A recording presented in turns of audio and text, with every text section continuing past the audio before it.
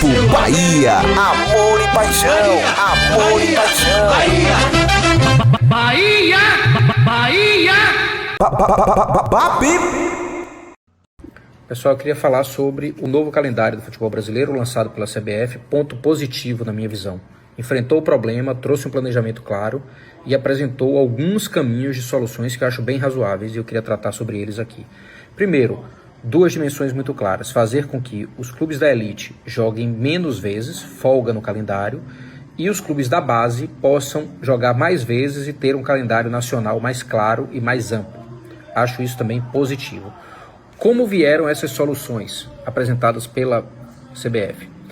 Essa divisão que eu estou chamando aqui de clubes da elite, e vamos aqui absorver os clubes de Série A e B, os top 40 do futebol brasileiro, eles jogam menos partidas nos estaduais e jogam menos partidas na Copa do Brasil, entram mais tarde na Copa do Brasil. Ao mesmo tempo, aqueles que já iam para a Libertadores e Sul-Americana ficam nessas Copas continentais, e aqueles que não acessarem as Copas continentais, Libertadores e Sul-Americana, passam a participar das Copas regionais, Copa do Nordeste e Copa Verde, que já existiam, e agora uma Copa Sul-Sudeste. Acho positivo e cria nessa elite do futebol brasileiro, top 40, Série A e Série B, essas duas grandes dimensões: clubes de participação em torneios continentais e clubes de participação em torneios regionais.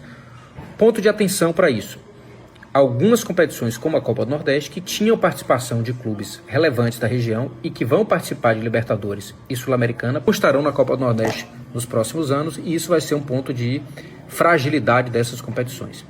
Outro ponto importante: a Série A, apesar de não ter mexido em nada, ela teve o seu calendário anualizado. Ela começará em janeiro e terminará em dezembro. A gente ainda não sabe se essa é uma decisão a partir, principalmente por causa da realização das Copas do Mundo masculina e feminina nos próximos 2 anos, ou se isso vai ser uma tendência depois dessas Copas do Mundo. Ou seja, o Campeonato Brasileiro voltará para ser de abril a dezembro, ou realmente vai começar antes, tendo 9 ou 10 meses de funcionamento com um calendário um pouquinho mais folgado. Não sabemos ainda.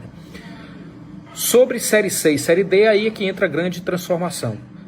Competições que tiveram vagas significativamente ampliadas e, portanto, uma maior democratização dessas competições. Os clubes ganharam, mais clubes vão ganhar um calendário nacional e, consequentemente, a gente vai ter um fortalecimento muito grande da base do futebol brasileiro, clubes que não tinham calendários nacionais e que, de certa forma, vão ter essa oportunidade muito maior. Série C passa para 28 clubes e Série D vai para 96 clubes.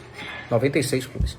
Então, é uma dimensão muito maior e é um crescimento grande dessa base.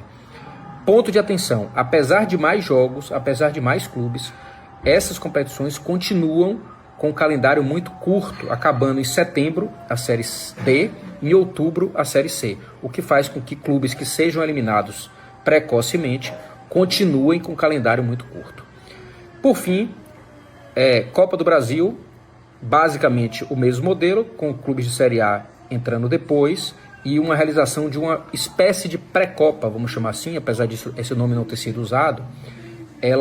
Como vai ter mais clubes participando, ela se alonga um pouco mais, e esse alongamento ele se dá no começo da competição. E por fim, os estaduais, talvez aí só para marcar uma posição, apesar de uma aparente desvalorização dos estaduais, com apenas 11 partidas, na verdade eles viraram os grandes centros de entrada, os grandes funis de entrada, tanto da Copa do Brasil, quanto das competições regionais, das Copas regionais, e da Série D também. Então, o que há uma aparente desvalorização dos regionais, na verdade não acontece. Eles estão muito fortes, estão muito prestigiados, estão valendo cada vez mais, sob o ponto de vista político e ponto de vista de acesso às competições, porque os clubes que não forem bem nos estaduais vão ficar de fora da Copa do Brasil, vão ficar de fora da Série D e vão ficar de fora das Copas regionais, a depender, lógico, da dimensão de cada time. Tá bom? Então, o que eu vejo de tudo são pontos positivos, alguns pontos de alerta, mas, sobretudo, um fortalecimento grande desse funil que começa nos estaduais e, portanto, para mim, claramente, o fortalecimento das federações dentro do poder da CBF, o que não é necessariamente ruim, desde que isso resulte num calendário mais organizado. Tá bom? Grupo Bahia, amor e paixão, amor e paixão.